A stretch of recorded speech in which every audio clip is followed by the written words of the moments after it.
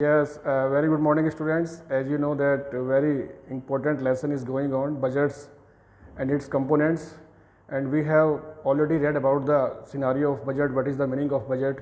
Today our topic is very interesting, constitution of revenue receipts. The part of budget is a very important part is revenue receipts, अर्थात सरकार कैसे अपनी आय प्राप्त करती है।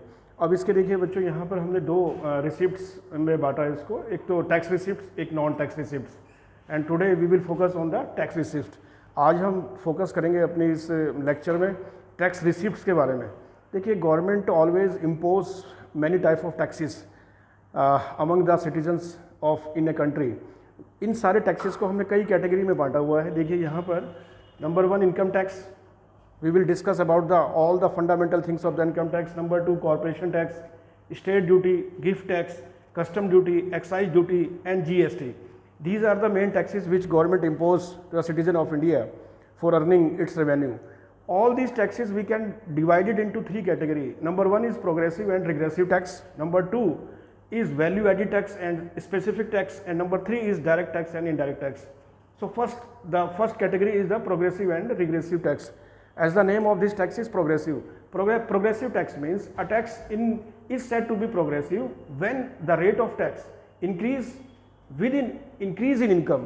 अर्थात आय बढ़ने के साथ साथ जब इस टैक्स का रेशियो बढ़ता जाता है, इसको बच्चों हम प्रोग्रेसिव टैक्स कहते हैं।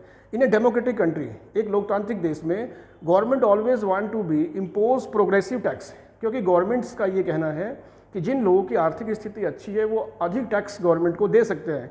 So progressive tax is a very valuable tax in a democratic country. Once again I repeat the definition of the progressive tax. A tax is said to be progressive when the rate of tax increase within the increase in income, like the income tax. जैसे जैसे आपकी income बढ़ेगी आपको और ज़्यादा income tax सरकार को देना होगा। Number 2 is regressive tax. Regressive tax is just opposite of the progressive tax. A tax is said to be regressive when it causes greater real burden on the poor. जब ये tax वास्तव में गरीब लोगों के ऊपर ज़्यादा पड़ता है तो इसको रिग्रेसिव टैक्स कहते हैं। लेकिन डेमोक्रेटिक कंट्री में रिग्रेसिव टैक्स की जो क्षमता होती है वो बहुत कम होती है, बट क्योंकि गवर्नमेंट का ये कहना है कि जो गरीब लोग हैं उन पर टैक्स इम्पोज कम से कम हो, जिससे उन पर आर्थिक भार ना पड़े। Next is value added tax और specific tax. Number 2 categories value added tax and specific tax.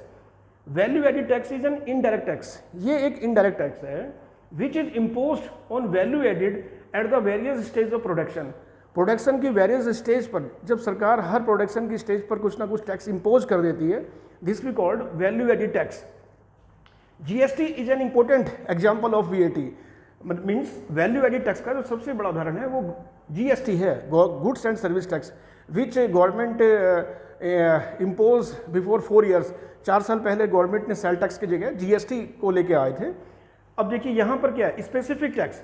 Specific tax is levied on a community on the basis of unit size and weight। ऐसा भी होता है कई बार, कुछ टैक्सेस स्पेसिफिक टैक्सेस वो होते हैं जो किसी भी वस्तु के ऊपर उस स्थिति पे लगते हैं, उनके यूनिट के हिसाब से, उनके वेट के हिसाब से, उनके साइज के अनुसार भी गवर्नमेंट टैक्स लगाती है।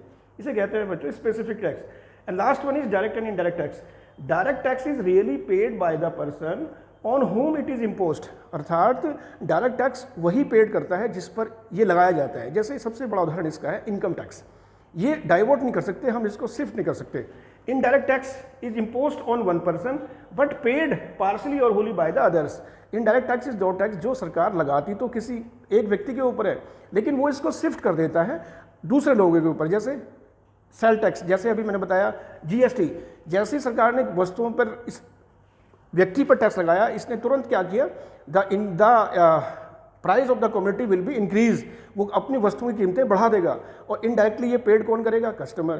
तो ये जो इनडायरेक्ट टैक्स है ये शिफ्ट किया जा सकता है, कस्टमर के ऊपर शिफ्ट किया जा सकता है। तो these are the structure of the taxes in our system. So tomorrow we will discuss about the non tax receipts. So have a good day and have you enjoy this tax system. Thank you very much.